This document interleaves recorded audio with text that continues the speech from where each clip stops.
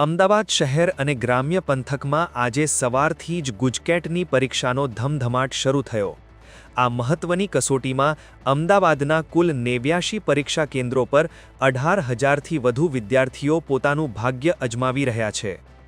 આંકડાકીય દૃષ્ટિએ જોઈએ તો અમદાવાદ શહેરમાં 11,754 અને ગ્રામ્યમાં 6,352 વિદ્યાર્થીઓ પરીક્ષા આપી રહ્યા છે, જેમાં અંગ્રેજી માધ્યમના છાત્રોની સંખ્યા સૌથી વધુ છે।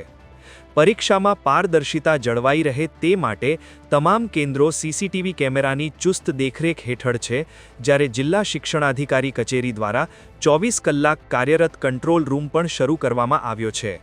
આજે વહેલી સવારથી જ પરીક્ષા કેન્દ્રો પર વિદ્યાર્થીઓનું ફૂલ અને મોઢું મીઠું કરાવીને ઉષ્માભર્યું સ્વાગત કરવામાં આવ્યું હતું।